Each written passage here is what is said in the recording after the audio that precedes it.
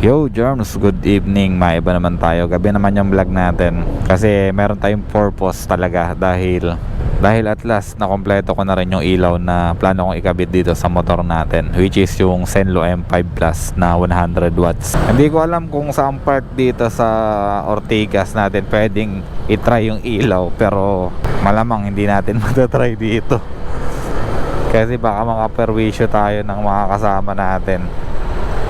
Mamaya tingnan natin kung saan merong libreng area, yung wala masyadong kasabay na sasakyan tsaka motor, para matest natin yung tatlong ilaw natin.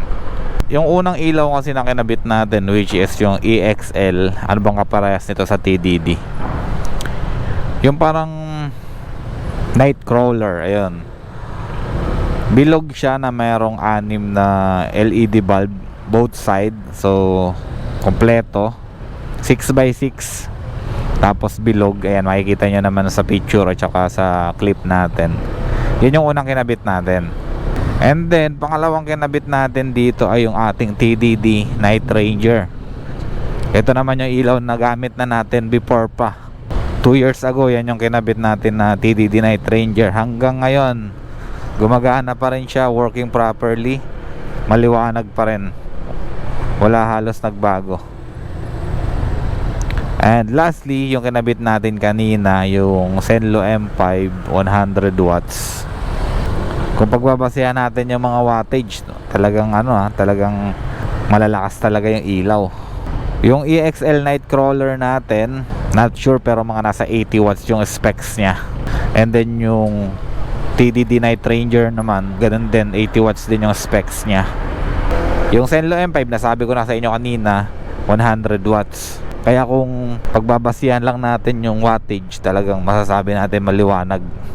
Pero yung actual naman, ipapakita natin sa inyo. Kaya lang dito, hindi natin masyadong ma-appreciate yung ating ilaw. Siguro baka doon na lang tayo mag-testing sa compound, kung saan yung apartment natin, kasi doon madilim talaga. Dito kasi mga well lighted naman yung streets natin dito. Kaya kung mapapansin nyo, hindi na ako gumagamit ng MDL. Maliwanag naman eh. Tsaka kabisado natin yung daan dito. Alam natin yung may mga pothole, alam natin kung saan tayo liliko. Madali na lang siya. Pero pag napunta tayo sa mga lugar na liblib, kaya ng mga probinsya, yung mga pinupuntahan natin kapag gabi, ayan, kailangan natin ng ilaw. Nandiyan na ba si Cheryl? Wala pa si Cheryl, my loves. Ayan, nandito na tayo sa lugar kung saan tayo lang ang may alam. Dito tayo sa bandang unahan. Tatawag naman yun. Ayan, pwede ko nang patayin yung motor ko kasi naka power bank naman tayo. Ayun yung lamang ng naka power bank. Singit ko na rin pala dito sa vlog natin, umorder na ako ng battery nitong ating GoPro Hero 7. Yeah, para masave na natin yung mga date yung video natin. Nahihirapan na rin kasi ako kapag sobrang dami ng footage ng camera natin, hindi ko mahagilap yung mismong video. Minsan kasi gusto ko mag-delete ng footage ng aking camera, kaya lang hindi ko alam kung saan ako mag-i-start mag-delete kasi pare-parehas ng date. Alam niyo yan, ng mga vlogger dyan na kagaya ko na walang battery yung GoPro nila, naka direct power, alam niyo yung struggle natin. Pero advantage yun sa GoPro Hero 7 yung mga naka Hero 7 dyan, kung ginagamit nyo pang motovlog yung camera nyo kagaya ko na dito sa chin mount ng aking helmet, mahaba yung recording time natin, as long as mahaba din yung capacity ng memory card ninyo.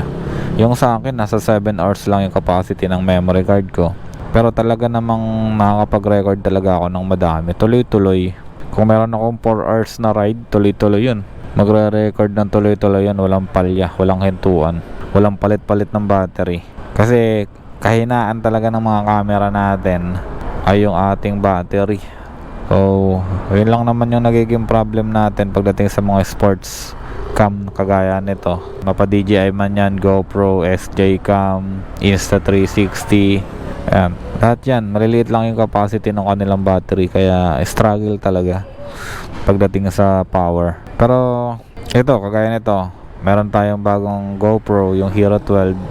Sinubukan natin sa gantong setup, tinanggal natin yung battery niya, tapos tinry natin mag-record, hindi niya kaya, which is yun yung isasama natin sa comparison vlog natin pagdating dito sa mga camera natin. Antayin lang natin yung 360 natin X4, sana magkaroon dito, lalagay natin yan, or doon sa kabila. Dito yung GoPro, doon yung 360, vice versa. Bahala na kung ano yung mapagde-decision na natin. Marami na rin kasi talagang marami na rin kasi talagang gustong mag-motovlog. Ako kagaya ko, na-inspire lang din ako sa ibang mga motovlogger. Way back 2015 pa siguro, nag-start na ako mag-motovlog, pero wala tayong nakukuhang. Gago naman to, sasagiin pa tayo. Way back 2015 pa tayo mag-start mag-motovlog, pero hindi pa rin tayo nakakuha talaga ng break pagdating dito sa ginagawa nating motovlogging. Hindi naman ako nagmamadali, hindi naman ako yung bang talagang gustong gusto na magkaroon ng break. Pero sana naman, 'di ba, magkaroon tayo ng break. Yun naman yung natin yun naman yung goal natin talaga. Saka na natin pagkwentuhan yung history natin sa motovlogging, kasi wala naman nanonood sa akin wala naman nanonood sa mga video ko. Siguro pag dumami na yung subscribers natin, siguro saka na tayo magkwentuhan ng personal life natin. Pero sa ngayon, mga gear natin, mga gamit natin sa shop, tapos mga maintenance procedure natin, doon na lang tayo mag-focus muna. Wala pa ba si Cheryl Malabs? Anong oras na? Time check, 7:05 ng gabi. Wala pa rin siya Tapos isa rin pala sa target ko na mabili sana ay yung drone. Yung drone talaga, pangarap talaga natin makabili niyan. Kahit wala pa tayong revenue masyado sa YouTube, gusto ko lang talaga magkaroon ng drone para may additional view tayo kung sakasakaling mag-i-edit tayo. Madami akong problema dito sa vlogging ko. Yung computer natin, puno na yung space. Bibili na naman tayo ng bagong hard drive. Yung mga footage ko, dinelete ko na, yung mga raw. Ang natitira na lang yung mga edited. So hindi ko pa siya kayang burahin, or kailangan ko bang burahin talaga yon. Hindi ko alam. Baka kasi biglang mabura yung channel namin sa YouTube, tapos kailangan ko ulit mag-upload ng mga panibago, di ba? Mahirap.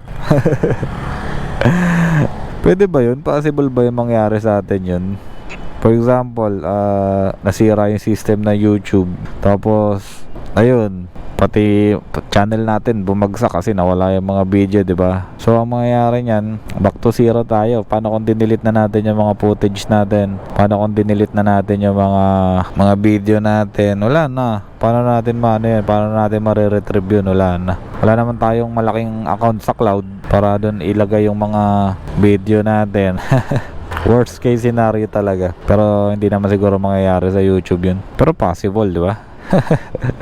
Electronics yun Ikutin nga natin yung ilaw natin. Babakita ko sa inyo yung ilaw habang wala pa si Cheryl. Ayan, ito yung motor natin, ATV 160. Nakaset up siya for touring and moto camping. So kapag bumabiyahe kami sa mga probinsya, talagang total darkness talaga yung nararanasan namin. So meron tayong iba't ibang klaseng ilaw dito. Meron tayong fog light, yung yellow, and then meron tayong floodlight din na TDD Night Ranger. Meron siyang yellow, meron siyang white, tapos yung high niya yung white. And then lastly, meron tayong pang street. Ayan, pang street lang. Dito lang, city driving lang, Senlo M5. And ayan yung nilagay natin dito sa motor natin. Etong EXL na kamukha ng Nightcrawler ng TDD, meron siyang tatlong mode. Meron siyang steady, meron siyang hazard, yung parang hazard mismo, yung nagbi-blink siya.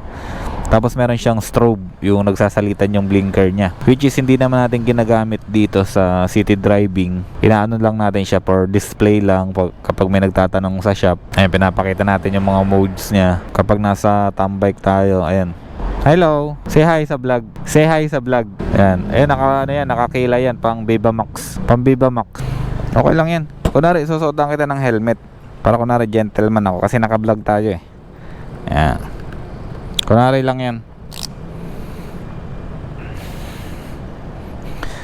Okay na. So ayun, partial, napakita ko na sa inyo yung ilaw natin. Alam ko naman na magkakaroon na naman kayo ng violent reaction dyan eh. Inaasahan ko na yan. Expected ko na yung mga comment nyo. Tsaka alam ko na rin kung ano yung mga i-comment ninyo. Okay na? Ayaw, uwi na tayo.